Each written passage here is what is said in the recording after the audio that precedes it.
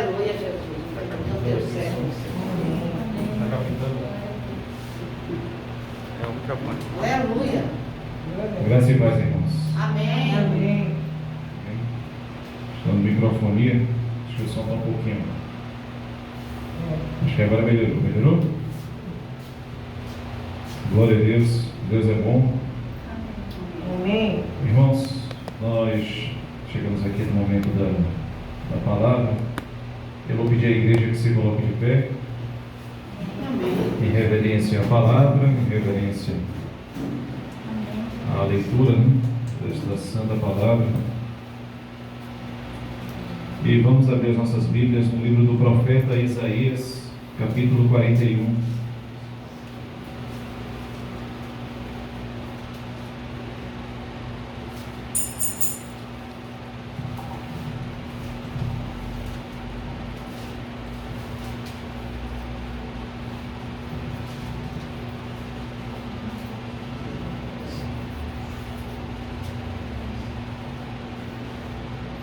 Isaías 41, todos acharam?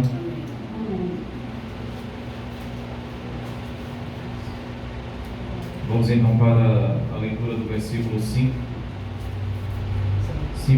Versículo 6 em diante.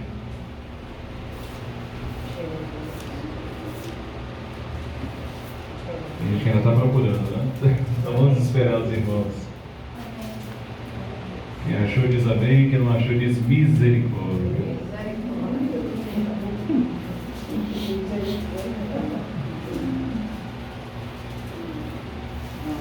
Amém. Cleber, você pode ajudar ali? Amém. Glória a Deus. Louvado seja Deus. Deus é bom, irmãos. Amém. O Senhor é bom em todo tempo. Em todo tempo Deus é bom.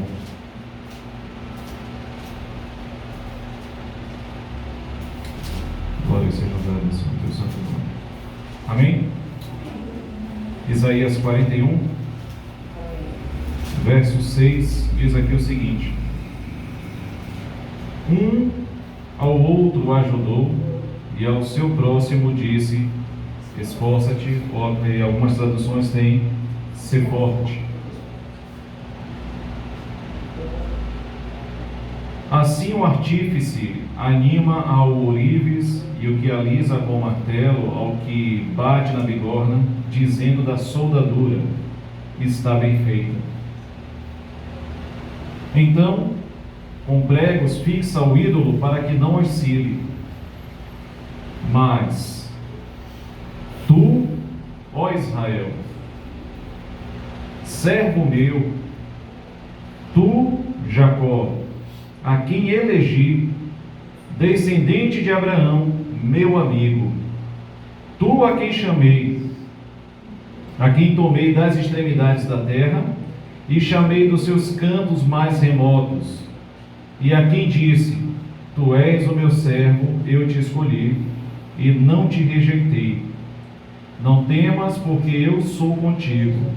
Não te assombres, porque eu sou o teu Deus. Eu te fortaleço e te ajudo, e te sustento com a minha destra fiel. Amém? Vamos ter mais uma palavra de oração? Pai querido, Pai santo, nós queremos, meu Deus, te agradecer por mais um dia que o Senhor nos concede, Pai. Obrigado, que o Senhor nos concedeu. Nós queremos, Pai, apresentar a Ti, Senhor, este momento. Nós já te louvamos, já te cultuamos, Senhor, mas neste momento nós queremos parar, Senhor, aos Teus pés, para aprender do Senhor. Por isso, Pai, nós te pedimos: fala, meu Senhor, com a Tua igreja, fala, Senhor, conosco, não aquilo que queremos ouvir, mas aquilo, Senhor, que está no Teu coração. Aquilo que o Senhor deseja, Senhor, nos comunicar, Pai, em nome de Jesus. Amém. Amém. Glória a Deus. Aleluia. Glória a Deus.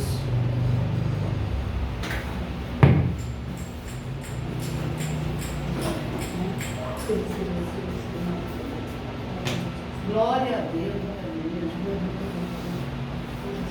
Pega a extensão. O som está legal. Eu vou. Esse aqui é o seu microfone mesmo? Mata ali, bota.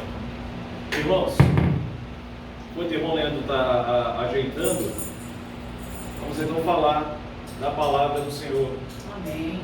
Nós fizemos aqui a leitura de alguns poucos versículos do capítulo 41 do livro do profeta Isaías. É interessante observar que o profeta Isaías, ele é conhecido, qualquer coisa pode deixar assim, esse microfone mesmo. O profeta Isaías, ele é conhecido como o maior profeta messiânico do Antigo Testamento. O que é que isso quer dizer, irmãos? Dentre os profetas que houveram no Antigo Testamento, nós podemos citar Jeremias, Ezequiel, Obadias, Amós, Oséias, Daniel. Dentre todos os profetas que houveram no Antigo Testamento, aquele que mais profetizou acerca da vida e obra do Senhor Jesus foi Isaías. Então ele recebe esse título de reconhecimento do seu ministério, né? Esse título é dado a ele pelos eruditos da igreja, pelos irmãos, né? Os estudiosos reconhecem em Isaías esse caráter messiânico do seu ministério. E isso, irmãos, é muito interessante quando nós vamos olhar no Antigo Testamento, porque... Glória a Deus. Amém. Ao vivo é assim mesmo. E isso é interessante quando nós vamos olhar no Antigo Testamento, porque no Antigo Testamento, quando nós lemos as páginas do Antigo Testamento, que também é palavra de Deus, não é só o Novo Testamento, mas o Antigo é a base para o Novo, né? O Novo, ele é fundamentado no Antigo. Pode baixar o som. O Novo, ele é fundamentado no Antigo. Então o que é que acontece? Quando nós lemos as páginas da Antiga Aliança, do Antigo Testamento, nós começamos a perceber ali algumas sementes, e são sementes messiânicas, que falam acerca do Senhor, né, da sua futura manifestação. Quando nós lemos a Antiga Aliança, nós vemos que o Senhor Jesus, ele está meio que oculto nas páginas da Antiga Aliança. No Novo Testamento, o Senhor Jesus agora está revelado. No profeta Isaías, o caráter da sua profecia aponta muito fortemente para a vida e para a obra do Senhor. Não é à toa que está em Isaías o capítulo, um dos capítulos mais perfeitos, que descreve perfeitamente a agonia de Jesus na cruz. Por exemplo, Isaías 53, aquele homem para o qual nós olhávamos, não havia beleza, não havia formosura, um homem que estava desfigurado, um homem que foi moído pelas nossas transgressões, um homem que foi ferido por Deus. Isaías consegue pegar, irmãos, o âmago, consegue pegar a essência do sofrimento do Messias na cruz.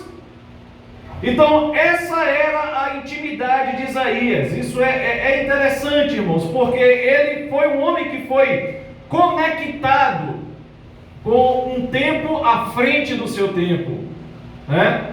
Isaías teve essa conexão com essa vida e obra do Senhor. E não somente isso, mas Isaías enxergou muito mais longe.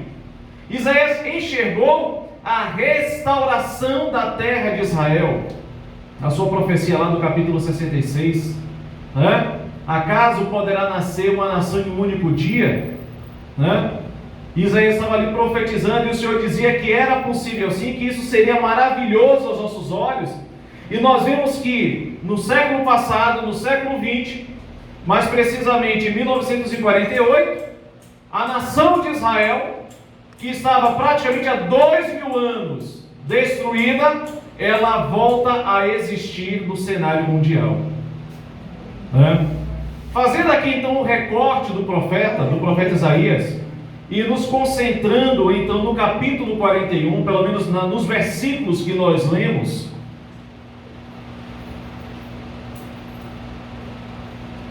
nos concentrando então nos versículos queridos, que nós lemos, Isaías ele traz uma palavra profética falando sobre os povos e falando sobre o povo do Senhor.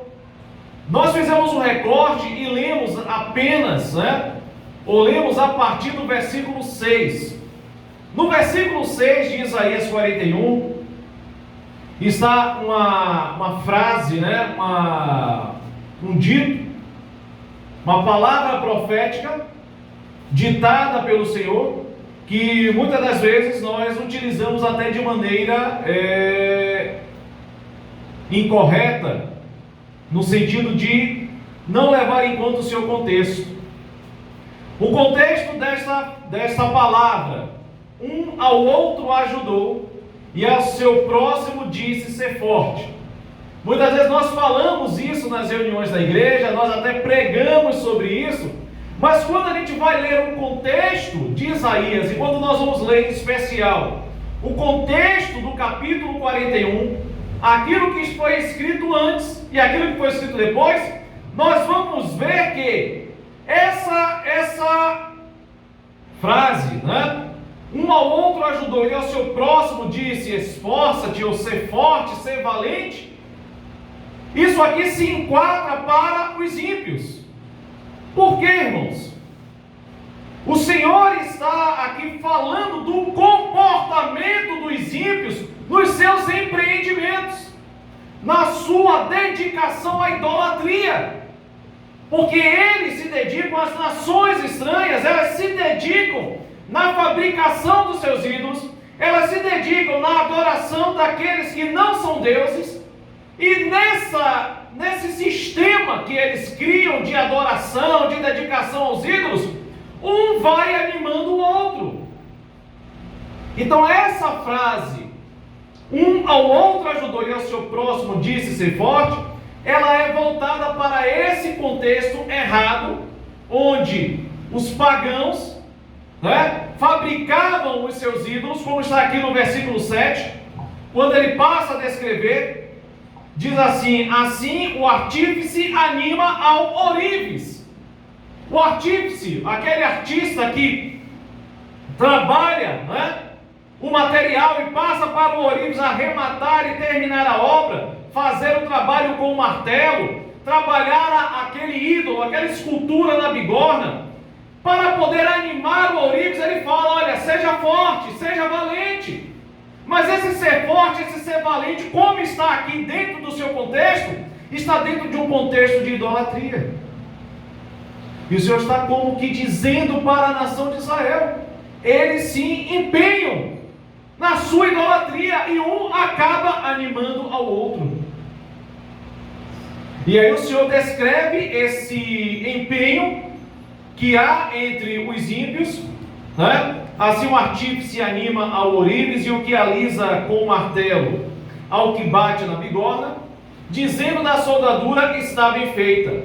Então com pregos fixa o ídolo para que não oscile, e para que o ourives sinta-se animado a realizar essa obra, o artífice o diz, esforça-te.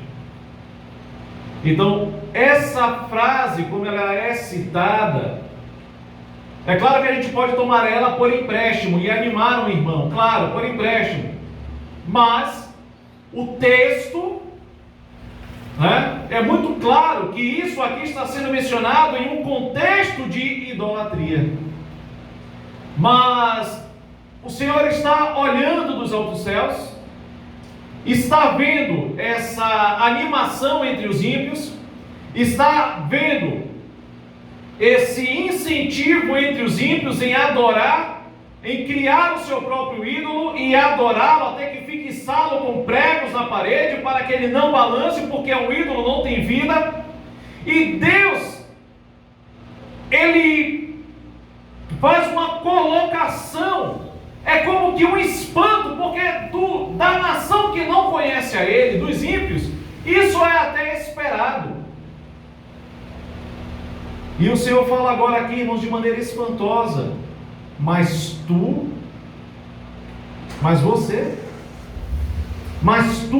ó Israel, servo meu, Jacó, a quem elegi, descendente de Abraão, meu amigo. É como se o Senhor estivesse dizendo: olha, eles fazem isso porque não me conhecem, porque eles não sabem quem eu sou. Eles não sabem que eu sou o Deus Todo-Poderoso, que eu sou o Criador dos céus e da terra, que eu faço aliança com os homens. Eles não têm esse entendimento. Mas você, nação de Israel, você que é meu servo, você é a nação que eu elegi, que eu escolhi. Vocês são o povo descendentes de Abraão. E quem é Abraão? Abraão é meu amigo. Então o Senhor está fazendo aqui, irmãos, um contraponto, né? Ele está falando da obra dos ímpios, que um anima o outro, dizendo: olha, seja forte, seja valente. Um ao outro ajudou e ao seu próximo disse: ser forte. E o Senhor agora se volta para o povo de Israel, dizendo: mas você, eu entendo que eles não me conhecem, que eles estão mergulhados na idolatria, que eles estão mergulhados na adoração àquilo que não é Deus, adoração à própria obra, a obra das suas próprias mãos, melhor dizendo.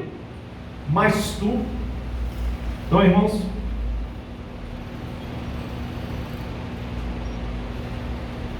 se nós formos contextualizar a nossa atualidade, será que esse espanto da parte do Senhor é válido também para os dias de hoje? O Senhor olhou para a nação de Israel e disse: mas você, esse mais, né, é uma conjunção adversativa, está colocando aqui um contraponto. Os ímpios fazem isso, as nações estão fazendo isso, as nações estão fabricando seus ídolos, mas você, com você eu tenho uma história, com você eu tenho uma relação, com você eu tenho uma caminhada, contigo eu tenho uma aliança. E é como se Deus estivesse falando: vocês também estão praticando as mesmas coisas. Então, voltando à pergunta, será que esse espanto do Senhor, 730 anos antes de Cristo, é válido também para os dias de hoje, quando o Senhor olha para a sua igreja? Quando o Senhor, do seu sublime trono, Ele olha para o seu povo, quando Ele olha para a minha, para a sua vida, será que Ele se espanta de nós também estarmos fabricando os nossos ídolos? Devemos ter cuidado, irmãos, porque a idolatria, ela é extremamente insidiosa, ela esguia, porque às vezes nós limitamos na nossa cabeça a idolatria à adoração a ídolos de prata, de barro, de madeira, de ferro, seja lá do que for. Mas existem ídolos que também não são tangíveis, que não são tocáveis. E esses são os piores, porque eles são ocultos e podem estar abrigados, irmãos, em nosso coração. Devemos ter esse cuidado de sondar o nosso coração, porque aqui o texto fala de um ídolo fixo ou físico, que ficava fixo, preso. Era algo que era palpável, estava na cara que aquilo era um ídolo. Mas quanto aos ídolos que nós levantamos em nosso coração, em nosso interior?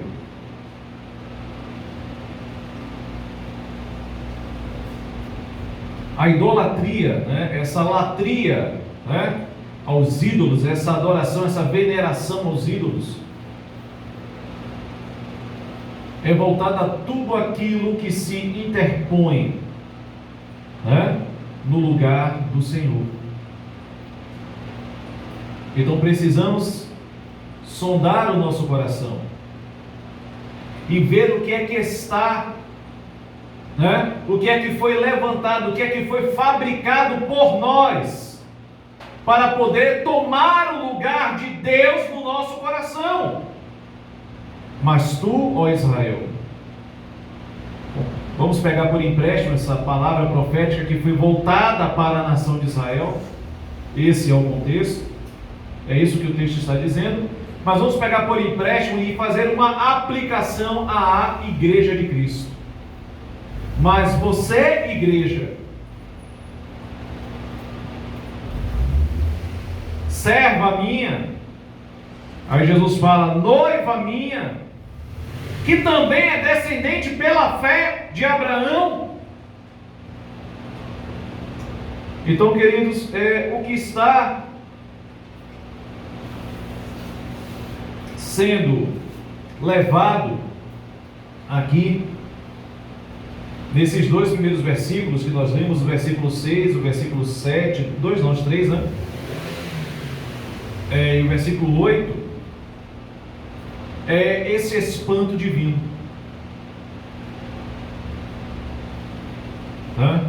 Esse espanto divino. E aí o Senhor vai completando a sua sentença, e é interessante que, mesmo diante dessa advertência, dessa repreensão, o Senhor ainda continua com a sua palavra dizendo: tu, a quem tomei das extremidades da terra, e chamei dos seus cantos mais remotos, e a quem disse: tu és o meu servo, eu te escolhi e não te rejeitei. Irmãos, Israel não era nada, era apenas um ajuntamento de pessoas que, quando eles saíram da terra de Canaã, eram apenas 70 almas, 70 vidas. Quando foram abraçados por José ali no Egito, por Faraó, e ali eles estiveram ali no Egito, debaixo da tutela de José, foram alocados ali na terra de Gósen, aproveitando o melhor que a terra tinha para eles. Eles não eram um povo de grande expressão, eram praticamente meia dúzia de pessoas, eram 70 almas. Então eles não tinham nenhuma representatividade perante as outras nações e perante os outros povos. Eles não tinham nem um pedaço de terra fixo para morar. Eles moravam por empréstimo na casa dos outros, lá no Egito. Então assim, o Senhor toma esse povo, eles passam por um período de provação, de treinamento, podemos dizer, de 430 anos no Egito, e aquele povo que entra 4 séculos atrás, com apenas 70 vidas, sai com mais de 2 milhões de pessoas. Irmãos, isso é Deus. Isso é Deus. E o Senhor começa a formar a nação, porque tinha um povo formado por 12 tribos, mas ainda não existia uma pátria, eles ainda não tinham um pedaço de terra. E Deus os liberta daquela situação lá no Egito e os leva pelo deserto até conduzi-los ao lugar da promessa, a terra de Canaã. E ali eles guerreiam através de Josué e tal, e os demais juízes, e tomam posse da terra. Então Deus foi formando esta nação. Deus foi formando, por isso que o Senhor fala, é como se Deus estivesse dizendo: com vocês eu tenho uma história. Então ele pega: tu, a quem tomei das extremidades da terra, e chamei dos seus cantos mais remotos, e a quem disse: tu és o meu servo, eu te escolhi e não te rejeitei. E o Senhor chama aquela nação de meu servo, meu escolhido, a quem não rejeitei. E o Senhor continua na sua palavra profética dizendo: não temas. É como se o Senhor estivesse fazendo, quer dizer, a continuidade aqui daquele contraponto. As nações nações, elas não têm quem se apegar, então elas fabricam os seus ídolos. Elas fabricam os seus deuses. Mas com você, não. Eu te tirei das extremidades, dos cantos mais remotos. Eu te chamei para que fosses o meu servo. Eu te escolhi, eu não te rejeitei. Por isso eu digo a você, não temas. Não temas. Sabe por quê? Sabe por quê? Não deve temer. Sabe por que a nação de Israel não deve temer? Sabe por que o Filho de Deus, o servo de Deus não deve temer? Porque eu sou contigo. Irmãos, mesmo no mundo, eu sempre ouvi dizer que um com Deus é maioria. Um com Deus é maioria. Não temas, porque eu sou contigo. Se a gente for analisar, é como se o Senhor estivesse falando nas entrelinhas. Os ídolos que eles fabricam não podem fazer nada por eles. Será que vocês não têm entendimento que os ídolos que eles levantam no coração, que os ídolos que eles fabricam, estes ídolos não podem fazer nada? Tanto até que não podem fazer nada, que é necessário eles pregarem esse ídolo com um prego para que ele não fique balançando, porque nem estabilidade ele tem. E aí o Senhor diz, faz o contraponto, irmãos, com relação a ele. Eu sou contigo, não te assombres. É como se o Senhor estivesse dizendo, eu sou o vosso protetor. Eu sou o vosso Jeová, Nissi, né? A vossa bandeira, né? A sua proteção.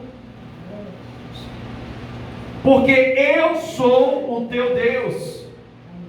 E além dessa atividade protetora, irmãos, do nosso Senhor, do nosso pastor que cuida de nós, o Senhor ainda diz para o seu povo, eu te fortaleço.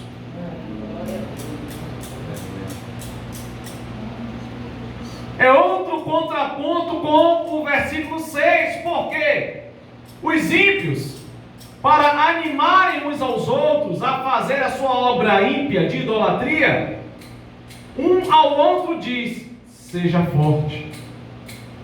Mas o Senhor diz, eu é quem te fortaleço. Né? Eu é quem te fortaleço. E não somente isso, eu te ajudo. Ele não somente fortalece, irmãos, mas ele também ajuda, mas ele também apoia, mas ele também ampara, né? Então veja você que pastor maravilhoso nós temos, né? Em Cristo Jesus todas essas promessas também nos alcançam. Fora de Cristo não. Mas em Cristo Jesus nós também estamos debaixo, porque em Cristo nós somos enxertados na videira, na oliveira também, que é a nação de Israel, né? Então todas essas promessas, irmãos, também nos alcançaram em Cristo Jesus, porque todas as promessas de Deus têm nele o sim e o amém. Então se ele falou lá no passado para aquela nação, não temas, porque eu sou contigo, não te assombres, porque eu sou teu Deus, eu te fortaleço e te ajudo, e te sustento com a minha destra fiel, em Cristo Jesus também esta palavra, irmãos, está sobre nós. Também está sobre mim, está sobre você, meu querido. Está sobre mim, está também sobre a sua vida. Eu te fortaleço.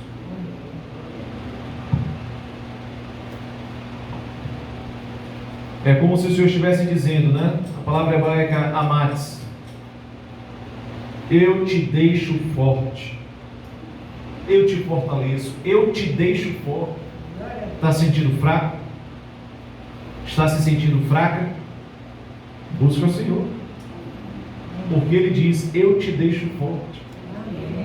Essa palavra hebraica, amates, ela também tem um outro significado. Ela também pode significar alerta. Eu te deixo alerta. Eu abro os seus olhos. Amém. Outro significado para aqueles que estão temerosos, corajoso. Eu te deixo corajoso. Está se sentindo intimidado? Está se sentindo tímido? Está com medo de enfrentar? Está sentindo a covardia bater? Busque ao Senhor, porque Ele te faz corajoso também. Amém. Tudo isso, irmãos, em uma única palavra. Eu te deixo bravo, valente, resoluto, audacioso, sólido, duro, firme, forte. Glória a Deus. Tudo isso aqui, irmãos. Veja você como a palavra de Deus, ela é maravilhosa. Veja você como o cuidado do nosso Deus, Ele é completo. Tudo isso, irmãos, está ao nosso dispor. Tudo isso, irmãos, em Cristo está à nossa disposição. Essa é a recompensa, irmãos, daqueles que têm aliança com o Senhor, daqueles que têm um pacto firmado com o Senhor, daqueles que se refugiam no Senhor, daqueles que buscam em Deus a saída, a solução, a fortaleza, o vigor, a resolução.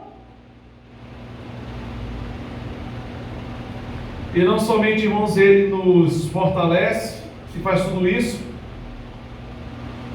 Ele também nos socorre, nos apoia, nos ajuda e nos sustenta.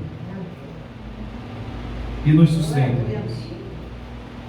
Se não for ao Senhor, ora, diga Israel. E Ele também nos sustenta, irmãos. Amém. Essa palavra sustentar, a palavra hebraica tamak, e é como se Deus estivesse dizendo, eu te sustento, né? Mas ele também pode entender, eu te agarro. Imagine você ser agarrado pelo Senhor. Eu te agarro. É como se o Senhor estivesse dizendo, eu te seguro. Não é você agarrar a Ele, mas é Ele te agarrar. Eu te seguro. Eu te sustento. Eu te alcanço. Eu consigo. E eu seguro com firmeza. Não é segurar, é segurar com firmeza. Eu seguro você com firmeza. Por isso, meu irmão, minha irmã, não temas. Não temas. Então, diante desses poucos versos que nós meditamos, olha quanta coisa, irmãos, podem ser extraídas. E os primeiros versículos que nós lemos, eles devem nos fazer refletir. Nós fazermos uma introspecção, examinarmos, fazer um autoexame.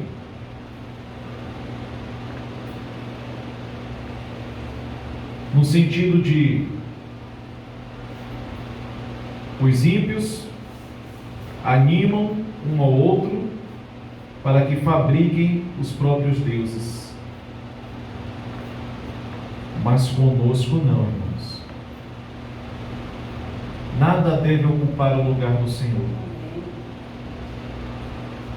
Nada deve ocupar o trono do nosso coração. Esse trono pertence a Ele.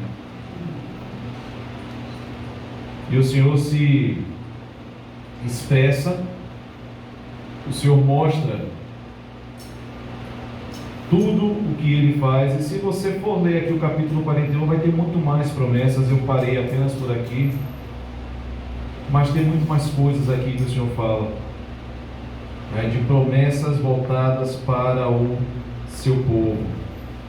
Irmãos, busquemos refúgio, fortaleza, sustento, ajuda, socorro no Senhor, irmãos. No Senhor. Se você tem uma história com Ele,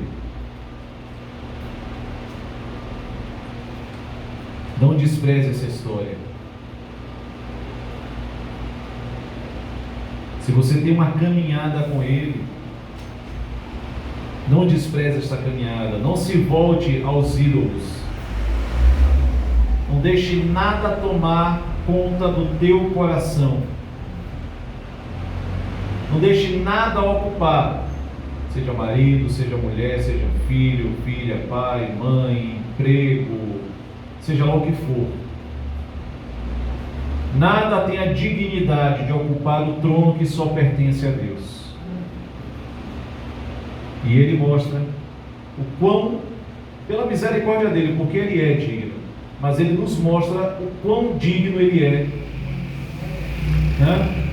Nos falando o que Ele é capaz de fazer por nós, irmãos.